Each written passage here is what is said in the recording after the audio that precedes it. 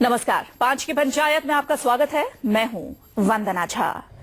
बकरीद से पहले हरियाणा में सरकार ने एक बार फिर एक ऐसा फैसला लिया है जिससे विवाद काफी बढ़ सकता है। दिल्ली से सटे हरियाणा के सभी बॉर्डर पर अब बीफ की जांच पड़ताल होने वाली है। इसके लिए सोनीपत के दिल्ली यूपी बॉर्डर पर बकरीद के मौके पर मांस लेकर आने वाले वाहनों की जांच के लिए डॉक्टरों की टीम तैनात रहेगी। सरकार की ओर से दलील दी जा रही है कि ट्रांसपोर्ट के दौरान अक्सर मीट खराब हो जाता है और अगर जांच में मीट मानकों के अनुरूप नहीं पाया गया तो ऐसे मीट को जब्त कर लिया जाएगा। लेकिन इस जांच के बहाने सरकार गोमांस की तस्करी पर नजर रखना चाहती है। ऐसे में सवाल है कि क्या बकरीद पर बीफ बिरयानी की चेकिंग जायज है और क्या गोमांस के नाम पर हरियाणा में मुसलमानों को डराया जा रहा है। आपको अपने खास मेहमानों से मिलवाएंगे, लेकिन उससे पहले ये रिपोर्ट देखिए।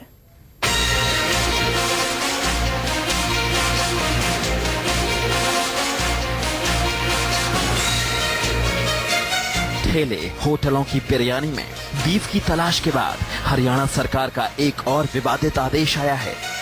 अब हरियाणा के बॉर्डर्स पर भी सभी तरह के मांस की जांच की जाएगी।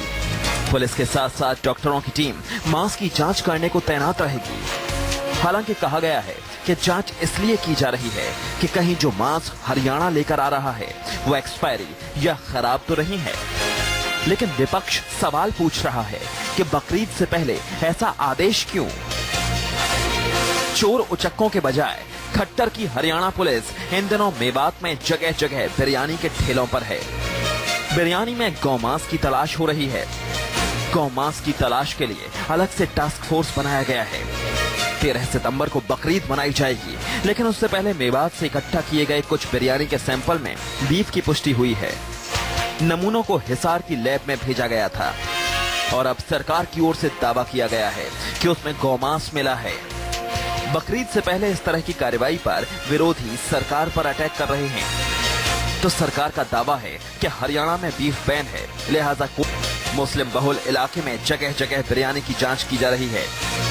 ऐसे में सवाल है, क्या बकरीद से पहले बीफ बिरयानी की चेकिंग जायज है और क्या गौमांस के नाम पर हरियाणा में मुसलमानों को डराया जा रहा है? Bureau report, news 24। चलिए, इस मसले पर बातचीत करने के लिए हमारे साथ कुछ खास मेहमान हैं, उनसे आपका परिचय करा देते हैं। सबसे पहले हमारे साथ बीजेपी हरियाणा के स्पोक्स पर्सन जवाहर यादव जुड़ गए हैं। विजय शंकर तिवारी वीएचपी के स्पोक्स पर्सन हमारे साथ स्टूडियो में मौजूद है। मुफ्ती एजाज अरशद कासमी इस्लामिक स्कॉलर हैं, ये भी हमारे साथ नोएडा स्टूडियो में मौजूद हैं। और असीम वकार समाजवादी पार्टी के लीडर हमारे साथ मौजूद हैं। आप सभी का बहुत बहुत स्वागत है हमारे कार्यक्रम में। सबसे पहले देख लेते हैं 5 की पंचायत में क्या है आज का पहला सवाल। क्या बकरीद पर बीफ बिरयानी की चेकिंग जायज है? जवाहर जी, बकरीद आ रही है और ऐसे में जो सरकार ने आदेश दिए हैं बीफ की चेकिंग की कि कहीं उसमें गोमांस है या नहीं है, या फिर वो इन्फेक्टेड है या नहीं है, क्योंकि विरोधी आरोप लगा रहे हैं इसलिए ये बात हम कह रहे हैं। आपको लग रहा है ये जायज है?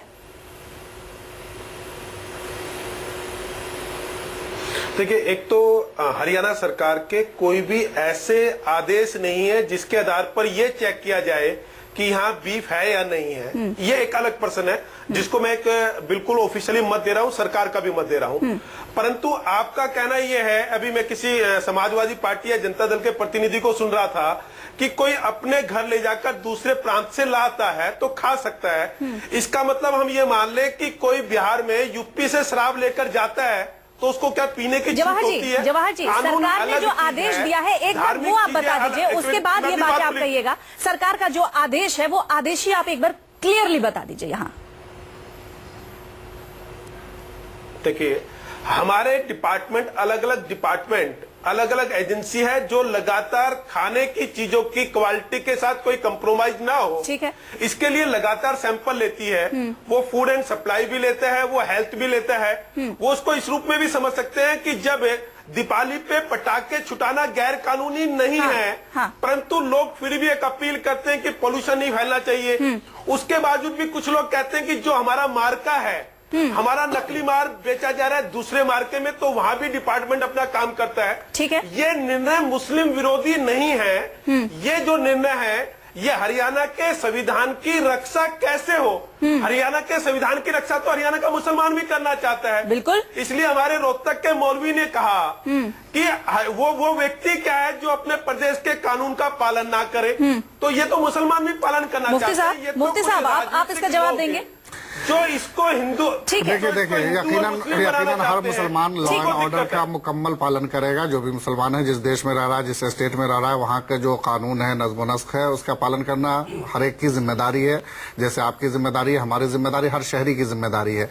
लेकिन इसका यह कतन मतलब नहीं है कि किसी रियासत में कोई आप ऐसा तुगलकी फरमान जारी कर दे जिससे उसके ईद के मौके से वो उसकी जो है एक आज़ादी सल्ब हो जाए, आज़ादी, और वो डरे सहमे रहे। ईद जो जश्न का मौका होता है, एक त्योहार का मौका होता है, उस मौके पर लोग अपने दोस्तों को, रिश्तेदारों को जो है तोहफा तहाइफ भेजते हैं, और उस मौके से आप खाने की चीजों की जांच करेंगे। बिरयानी लेकर के आदमी जो है कुछ यहाँ पर दिल्ली में रहते हैं और आप गुड़गांव में अपने रिश्तेदारों को भेजेंगे तो उसकी आप जांच करेंगे। आप ही की बातों से जुड़ा एक सवाल, आप ही की बातों से जुड़ा एक सवाल जवाहर जी से मैं कर लेती हूँ जल्दी से। जवाहर जी, एक बात बताइए, अभी इस वक्त पे ऐसा आदेश, इस वक्त पर ही क्या इन्फेक्शन की बातें सामने आ रही है? क्योंकि बीफ ऐसा तो नहीं है एक राज्य से दूसरे राज्य में पहली बार भेजा जा रहा हो, पहले से ये सब प्रैक्टिस में क्यों नहीं है? इसी वक्त पर क्यों है ये प्रैक्टिस में? एक तो मैं आपको, वंदना जी, आपको ठीक कर रहा हूं, कीजिए। हमारे यहाँ बीफ आ नहीं सकता कानूनी। आप जो कह रहे हैं कि दूसरे राज्य से, हरियाणा में कहीं से भी किसी प्रकार से कोई बीफ नहीं आ सकता, गोमांस नहीं आ सकता, ये प्रतिबंध है। इस पर 10 साल की गोमांस और बीफ में फर्क है। दोनों में फर्क कीजिए। गोमांस और बीफ में फर्क है। मैं आपको यहाँ पर थोड़ा सा करेक्ट करना चाहूंगी जवाहर जी। अब आप अपनी बात कहिए। मैं गोमांस की बात कर रहा हूँ, मैं गोमांस की बात कर रहा हूँ, मैं गाय हत्या की बात कर रहा हूँ। हाँ। दूसरा एक मेरे मित्र अभी मौलवी साहब ने कहा कि ये तो देखिए, हमने एक तो मैं ठीक कर दूं, हमने ऐसा कोई आदेश नहीं दिया, नंबर 1। दूसरा, अभी मौलवी जी कह रहे हैं कि ये तुगलकी फरमान है। क्या कानून की रक्षा करना, कानून सम्मत अपने जीवन को जीना, ये तुगलकी फरमान होता है? जी, आपने जो बात सरकार की तरफ से कही है, किसी भी तरीके का फूड इन्फेक्टेड ना हो, इसकी जांच हो रही है, बहुत अच्छी बात है, हम लोग सब इसका स्वागत कर रहे हैं। लेकिन मैंने आपसे कुछ और पूछा, मैंने आपसे ये पूछा कि ये अभी इसी वक्त पर ही गवर्नमेंट क्यों जागृत हुई है? ये पहले से प्रैक्टिस में क्यों नहीं था? ये इसी वक्त लगातार पहले से है। देखिए, मीडिया ने यह विषय अब उठाया। इससे पहले जो एक कंट्रोवर्सी है कि कुछ जगह जो सैंपल गए थे उनमें गाय मांस पाया गया। हमारे पास अभी तक कोई ऑफिशियली रिपोर्ट नहीं है, परंतु अगर उसकी रिपोर्ट की बात की जा रही है, इसका मतलब वो ईद से काफी पहले सैंपल गए थे, उसके बाद उसकी रिपोर्ट कहीं आई होगी।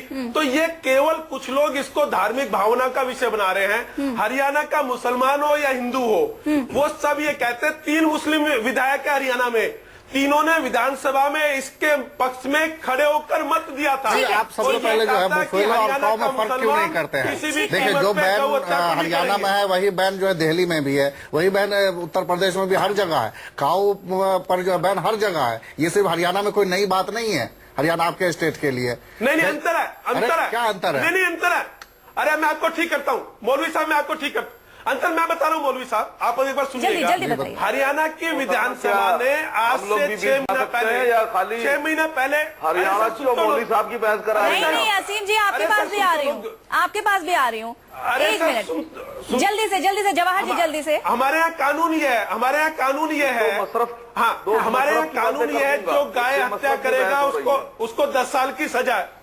सर, उसको ठीक है, असीम जी से यहाँ पर, ठीक है, असीम जी से यहाँ पर रिएक्शन ले लेते हैं। समाजवादी पार्टी के लीडर है जवाहर जी, उनकी भी बात सुन लीजिए, फिर मैं आपके पास आती हूँ। असीम जी कहिए, आप क्या कहना चाह रहे थे?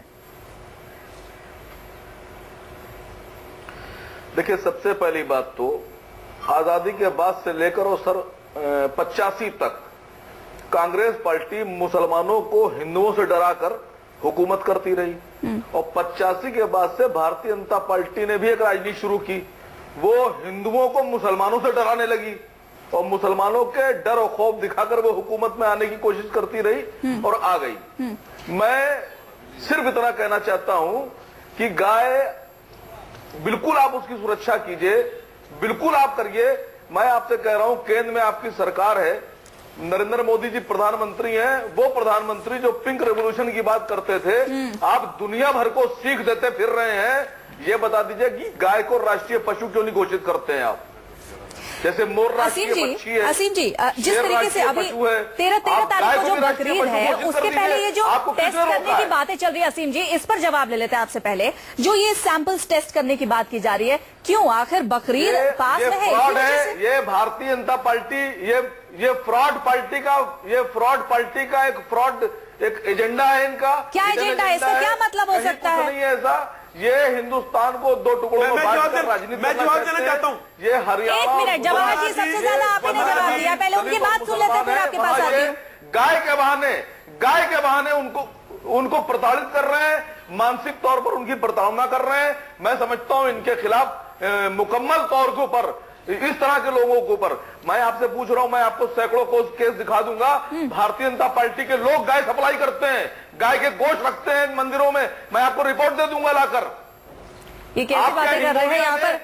500 600 गाय। ठीक है, ठीक है, विजयशंकर तिवारी जी को भी मैं यहाँ डिस्कशन में लाना चाहूंगी। एक मिनट, जवाहर जी एक मिनट, असीम जी एक मिनट, विजयशंकर जी के पास में जाऊँ उसके पहले जल्दी से देख लेते हैं आज की पंचायत में क्या है आज का दूसरा सवाल। गौमांस के नाम पर हरियाणा में क्या मुसलमानों को डराया जा रहा है? विजयशंकर तिवारी जी माफी चाहूंगी, एक तो इतनी बात मैं आपके पास आ रही हूँ। क्या लग रहा है जिस तरीके से हरियाणा सरकार ने ये आदेश दिया? एक मिनट जवाहर जी, एक मिनट आपके पास आ रही हूँ मैं, एक मिनट। जिस तरीके से हरियाणा सरकार ने आदेश दिया, पहले भी बिरयानी के सैंपल्स लिए गए और अब ये नया आदेश की डॉक्टर्स की टीम भी तैनात रहेगी, जांच होगी कि कहीं इन्फेक्टेड तो नहीं है। क्या मुस्लिमों की भावनाओं को ठेस पहुंचाने की ये कोशिश है, जैसा कि विरोधी आरोप लगा? वंदना, एक बात यह है कि आपने प्रश्न जवाहर जी से पूछा था और जवाहर जी ने अपनी सरकार का, हरियाणा सरकार का एक पूरा चित्र आपके सामने रख दिया था कि हाँ। आदेश किस प्रकार के हैं।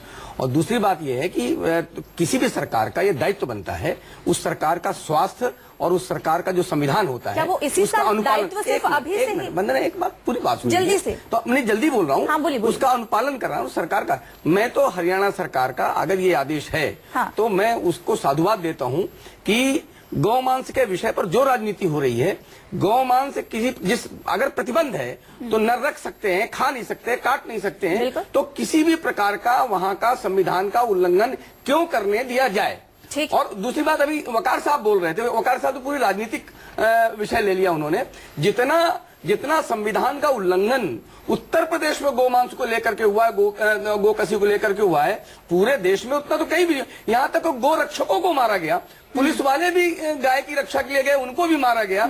तो वकार साहब, मुझे लगता है कि ये जो गाय की हत्या का मामला है उसको उत्तर प्रदेश में रोकना चाहिए। ठीक है, वकार जी से जवाब ले लेते हैं। कुछ प्रेरणा लेनी चाहिए। ठीक है, एक बार जवाब ले लेते हैं। वकार जी बोलिए। लफंगों को मारा गया है और गुंडे और लफंगे उत्तर प्रदेश में जहां भी होंगे वकार हम साहब, उनके खिलाफ सख्त कार्रवाई एक तो करेंगे। मुझे लगता है मोदी जी ने आप इस कहा है भाषा का परिमार्जन कब करेंगे मुझे पता नहीं। मैं कई बार आपको सोच चुका हूँ कि किसी को लफंगा कहना, किसी को गुंडा कहना, किसी को लफाज कहना, मतलब किसी राष्ट्रीय पार्टियों तक की भाषा का प्रयोग करना, मुझे लगता है पहले आप यही शुरुआत करो, बाकी चीजें तो आप बाद में सुधार पाएंगे। आप गौकसी करना बाद में सुधार पाएंगे। पहले ये शाब्दिक अत्याचार जो करते हैं आप, उस शाब्दिक अत्याचार को तो बंद करो।